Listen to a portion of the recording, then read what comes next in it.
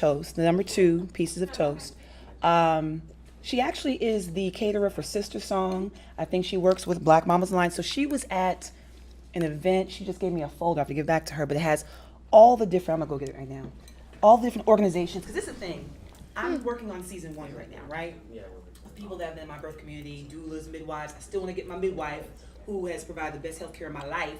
But she's your personal. She was my midwife when we did the home birth, the planned home births. Planned. So we're unassisted home birth parents, right? That's what she classifies us as. So we haven't had a practitioner present. So when Solomon was born, I was at home, same with mom at the time. We passed the hospital. Because I thought Christy was with you then. Christy was that was her. She calls it her baptismal into doulaship. I told her to get back there and for Kenyatta to take a picture, and she put her hands out because I was on the edge of the bed and thought that Sarah was gonna fall out. That was my position is on all 4s. So Chrissy was there, but we didn't have our midwife. She actually came, checked me earlier in the day, was like, "You're good." Took care of her kids, went to the store, and so she came maybe 20 minutes after Sarah was born. Whoa! So we have a picture. We attempted wanted to do a water birth. So we had the pool in our room. My water broke on the bed, and Kenyatta did not feel comfortable lifting me up to put me in the pool. So I was like, all right, I know my position. This is number 2. Here. Let me get on all 4s. Christy, it was like I said, I felt collective womanhood. So you know that shot of, what's the movie? Avatar, where they're all praying around the AWA tree? Yeah. It was that happening. I was saying the word open. I watched that in Africa, actually. It was so moving. Christy was singing open, I was saying open, because what you tell your body to do, you say open, your mouth, your lips here, reflect your lips here. So, you're breathing different, you're saying open. Your breath is different, open. You're giving your body a command to open. If you pierce your lips, everything's tight. So when you get a tattoo, if you're tensed up like this, you're going to feel everything about 10 times more. That's my if you're breathing, attempt at a tattoo. And these hurt the worst for me. Yeah, they had to stop. This is a partial tattoo. Because that's a partial? Are you? Yes. Let me get this thing real quick. Yeah, so, are we still running? Yeah. Oh, we all right? Okay, but I'm going to stay up the whole time. That's going to be hilarious. So, I'm not sure like while I talk to myself. You're going to see my, So this is what Disha gave me. These are the organizations. And I was saying season 2, I'm talking to everybody. Sister Song is here. This is the collective. So Black Mamas Matter Alliance, I believe, came from the Black Lives Matter movement. And then they, because of, concentrating on reproductive health, they kind of just went to do their own thing. I'm not sure the full history. But these are the organizations that they collaborate with. Right? So, and a lot of them are based here. The perinatal health, that's too small. I know some of them are a little bit pixelated, but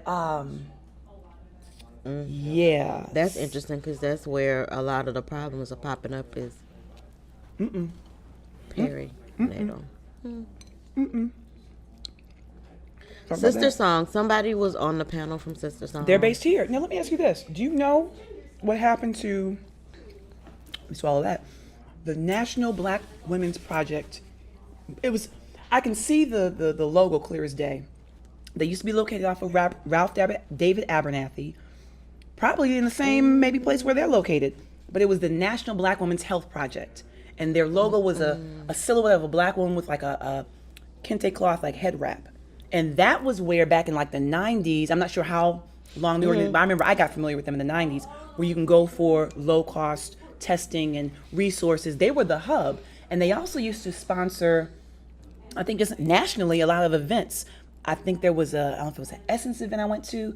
Back in the day, they just had they were the presence that was kind of like who was on the forefront of Black women's health. Okay. I don't know what happened to them. Like over the years, I just probably haven't. funding, right? Funding and just people being burned out. Because I've not heard, like it might be vaguely familiar. If you saw the logo 20 years ago, you may remember it because I remember that logo. And but there are just so many organizations that are gathering, and really, the Black Maternal Health Week is what set some things off because it was their second year, just their second year. But the information, I know that week I was on fire.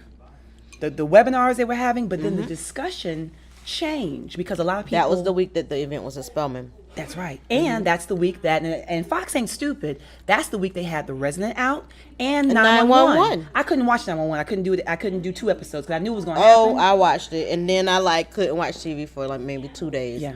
I had to kind of let it out. You had to make a separation because, I knew, and I found out earlier that day, before the Resident episode, that it was Judge Hatchett's daughter-in-law. And then that evening is when we connected because I went home. I didn't want to watch 911. I was over at my neighbor's house because we don't do TV at the house. And so I went home and got back online and was just following to see what people were talking about as far as The Resident. That's when I came across the live broadcast at the gathering spot where Charles was there and someone from Black Mamas Matter Alliance. And I was like, oh, they're talking about the episode. Let's tune in. And then you and I was like, oh, Eggs Over Easy. I know Eggs Over Easy. That sounds familiar. That's Quita. Yep. So it's, but what happened that week, a lot of statistics, a lot of information was going out. And then there were some people that started getting scared. Like, okay, am I going to die because I'm Black and I'm a woman and they ain't going to believe me when I go to the hospital? So then certain practitioners are like, look, y'all, okay, it's been a powerful week, but let's ease off this for a minute because now you're starting to scare people into not having children because they think because they're Black, they're going to die. They talked about that at the forum for a minute as well. But that was important, though. Awareness and then fear. It'll balance itself out. I thought it was important and necessary to go all the way left because we had already been all the way right. Let's see all the statistics, see all the ugly stories, but it all the is numbers. jarring. It is scary. When you look at those numbers that we're 243% more likely to die, that's huge. How does that number even happen? How is there 243%? How do we get to that? And we're in the state that's like the worst in the country. And then as a country, we're one of the worst in the world. We're trending on they don't call them third world countries anymore. Developing nations. So we're just one step above a developing nation. In 2019 in the United States, we just boasted. How is that happening? So with Karen and my line sister who's a OBGYN. So this is she in the film? With the glasses? Okay. She's been on this for 5 years. That's how I even knew to contact her for this. Okay. There are things that could be happening at hospitals like crash carts in the rooms. There are specific things that could happen, like making sure that when doulas are home with the mothers postpartum, do they know how to check blood pressure? Because now the women are stroking out. And so when they talked about it at the forum at Spelman, one of the doulas, she's a teaching doula, and she said that they just invested in cuffs, so that they could teach their doulas how to take a basic blood pressure, so you can know if somebody is going off the rails or not. So with Karen, Dr. Karen, that's what she's working on. That's her passion project, just to make sure that there's a connection in all the workers. And the team is together. And on one page, Tamika's, who was at that forum, she's a doula, spiritual midwife, and we did a walk. She does a gathering called Ask a Doula Walk in the Park. And so actually you Christy posted that and Christy joined this us. week, or maybe a week. We did it on Tuesday. Okay. And then we had one a couple of weeks ago at Grant Park. So while we're talking, she says she goes to doctor's offices and she presents herself like a pharmaceutical rep. She's the drug, right?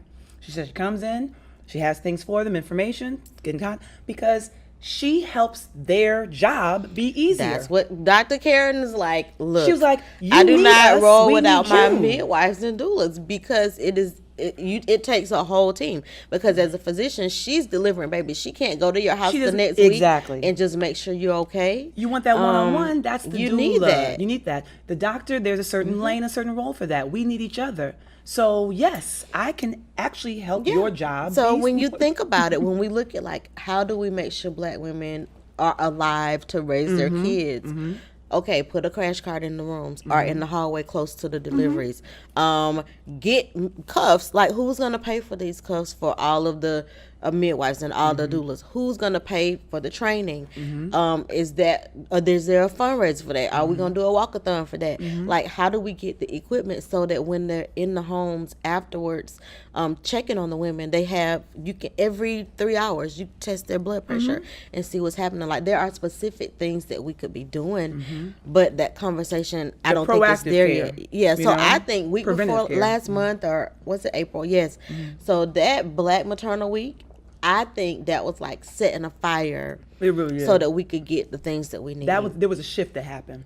Because for me, I learned that people have been doing this work. I know it's been the second year of this acknowledging Black Maternal Health Week, but people have been on the front lines doing this work. And that's what I learned in some of those webinars, that the research they're talking about, they've been doing this for a while. This is their life's work. But then to know that there are all these organizations that you can join and be a part of or support financially or however, but then coming onto a collective, because another thing that needs to be done is there needs to be a governing body that says this collective says that this is what works and this is what. Now, of course, there's not one way that a Black woman thinks, one way a Black woman lives, but as a collective, we're covering all the different things that we're seeing from our different constituents, our different communities. We're coming together, and then we're saying this is what works and this is what doesn't work. You're not going to put this. You're not going to, push this agenda or try to push this bill or this policy without coming through us first. We are the governing body that says, and represents us. Yeah. And when that question came up, the woman, Mama Farron, she's working on something. To kind of get just everyone put some guidelines in place, and then to also be able to certify. Because right now, that was a challenge, particularly for Black doulas. That's what. And if you want to be a midwife, it wasn't doulas; it was midwives. And having the option to do that's been a challenge. Yeah. Home birth, from what I learned, I'm not sure if it's like this currently, being illegal. To have I'm not sure if there's something illegal about hiring someone, or I forgot what it is, but basically it's on the books of what you want to do with your life and your health. You can't, because there's no money in it. That's what it boils down to. Birth is a business. And if you can't collect if I'm at my house laboring on my birth ball, or walking up and down my stairs, or whatever me and my husband may want to do to help move this labor along. You can't get money from that. You can't get money from when I take my placenta and make placenta pills to do a placenta reading. You can't get those. I keep all that. I keep that placenta for my girls in a tincture so they can have it. Really, Sarah needs to have it now, because you keep it in grain alcohol. And so I didn't know that. So you kept your whole entire placenta. So the placenta was I knew about encapsulating. Yeah, you did that, but pills. then also those strips were put in grain. My midwife did this. Put them in grain alcohol. That'll last about 10, 15 years. Keep it, of course, in like an amber jar. It doesn't need to have any light. Keep it sealed in a mason jar, and that can be used for tinctures when they go to when they hit puberty. So they're basically taking their own placenta. Years later. How do they take it? Do you make a tea out of that? A tincture. So you could do a tea, but tinctures are like the liquid, like homeopathy. So it's like a liquid. Okay. It has like a little, like I said, grain alcohol. At this point, it's kind of like not really strong. Okay. But it's a tincture. It's in liquid form. So does the placenta melt down or something? It will dissolve. It dissolves. What came from it? It would dissolve. And so like through the cheesecloth and kind of just, clearing it all. So that placenta can be used not just for the mother, and I think that's very important, because I am, here to witness that when I took Sarah and Sophia's placenta together, because we had saved Sarah's placenta, had it in the freezer, didn't do anything with it, just didn't. When Sophia came along, I'm like, look, we're gonna use that placenta. And so my midwife, and she did all this because I was upstairs for a week, even though it was a healthy pregnancy. I just was not walking up and downstairs for a whole week. And so she had given me some of Sarah's pills and given me some of Sophia's pills. I took them both after I had Sophia. My milk production was tenfold. My mood, and this is my third child, so I knew by this point how I would be after a couple of weeks. So it was helping you manage postpartum. I was more peaceful. Also, one thing that I was told by my midwife, had 3 children at the time, and a good friend of mine who will be another guest on here, she also had 3 children, and they both told me before I had Sophia, look, after you have this baby, there's something that happens to the uterus. The uterus never goes back to the original size, right? So with a third baby, because it's gotten a little bit bigger, when you start nursing, it's going to be a little bit more intense, because there's more there. And to shrink. And so I was like, okay. So I didn't want to do ibuprofen after I had the baby. So I wanted to do, there's a homeopathic remedy called arnica. Arnica. I mean, everybody, we all know all the cameras, Dan? Which camera? Arnica. Arnica. No. So with homeopathy, you've got different the energy, basically. It's energy. It's like and like. That's homeopathy, is serving like with like. Arnica is something that's about pain and trauma.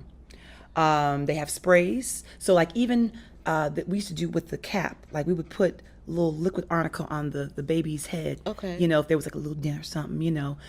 It just is for pain. So 1M, so you've got 6 cc, you got 30 cc. You can get those at the store, like Seven Anda. You can get that at a health food store, right? And those are about the strength of the substance, right? Arnica, the 1M, I had to get off the line. That's a little stronger, right? Let me tell you something about that arnica. Yes, the breastfeeding was intense, but I knew, again, having those conversations, that this was coming. that these 2 women that are in my life that I know and I trust, and they knew I was about to have my 3rd baby, so they felt the need to say something to me, like, hey, this is about to happen. There's something about that knowledge, about knowing it beforehand. Now, things could always be different. So it didn't catch you off guard, It and didn't you're catch me like, off what's guard, going on with and my then throw off my feelings? breastfeeding, because breastfeeding for me is a commitment. I'm all in. I'm a you know, on demand. I didn't have a schedule. We were co-sleeping, so you know, I would be on one side. Look, the way these are, I didn't have to roll over. One would just go on the other. You know what I'm saying? So I was all into breastfeeding. So it wasn't like, how do I fit breastfeeding into my schedule? No, it's a new life. So what are we doing? So it would have definitely probably done something to how long I breastfed, because those first couple of days were very intense. I use the word intense. But that 1M arnica was like taking ibuprofen. So it like just brought the pain level down. It brought the pain level down. And just like I said, the knowledge of what was to come, being able to place that order online, getting that article in on time, and then those first 2 weeks went a lot different than what they could have gone. Yeah. Not having the knowledge, not having the you know, and a sister circle who could tell you this. that could tell me I think this. that's important. And it really, like, I think it changed the trajectory of probably how long. Now, by that point, I want my breast back. And she was, because Solomon breastfed for 2 years. Sarah breastfed for 1.5 years. Sophia got like I remember with Sarah. Yeah. Okay. Because you was still I was like still be nursing. in meetings, with the baby. There you go. Little cover. Because my thing is, look, she got to eat. We still talking. You Yeah. ain't for you, they're for her. You can still talk about it. I was nursing the meetings. That's hilarious. Yeah, I mean, what were you gonna go? I just don't even remember You that had like to. I had to, but I'm trying to think. I brought the kids to meetings too. I guess I did. You know, I think about the phases that we've lived in, right? Like what was going on at that time. Yeah. You know, I went to this is off topic, but I went to the 6 a.m. service for Easter. Praise God for a 6 a.m. service, because I will never see 6 a.m. I'm not a morning person. let me tell you something about that 6 a.m. service. There were maybe 30 people up in there. And you got in and out? In and out. There was no program. I've done the program. I love the program. That's great. No tea, no shade on the program. I didn't want to see a program that morning. I wanted to come in. I wanted to get my praise and worship. I wanted to get the word. I wanted to get the prayer. That was it. 45 minutes. 45 minutes. You good? I have allergies. Oh, okay. So I was out at like 7:05. Sun was just coming up. So 35 minutes. It was. I'm not mad at it, but it's a struggle. If I have to do a 6:30 service. But I see I'm waking up now at like 3, 4 in the morning on my own. Why? Yeah, I just am. That's, for me, it's the God hour. And not that we're not getting messages all the day, Yeah. but my household is quiet. Everyone's asleep. No one's asking me for nothing. I get up, I sit there for a little bit, and here come the downloads. Wow. That was when I get my God downloads, because it's In your quiet because there's a time, collective that's at 3 quiet. in the Not morning. that everybody outside is sleeping, but I think overall the energy in the environment is quiet, because When I fast, that's what time I get up to pray. most people are asleep. So there is just across the board a settled, still energy. And it's quiet for you to get the downloads, right? TV's not on, radio's not on. Yes. I'm not hearing a whole bunch of cars outside. I'm not hearing the garbage truck go by. It's just quiet.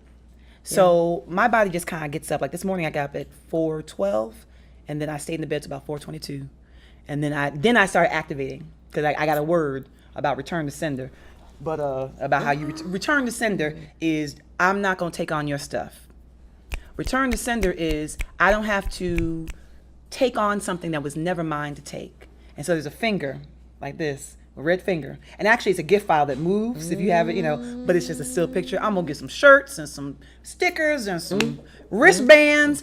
It'll That's a save your word. life. That is a word. And I was doing look, that word came to me so strong this morning. And we've been talking about return to sender for a long time, me and my friends.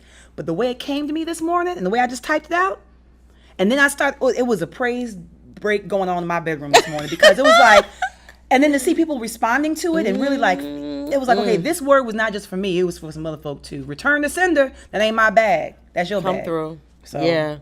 What time are we at now? That's Dan? the word. 20 minutes. Oh, How long was it supposed to be? the longest has been 12 minutes.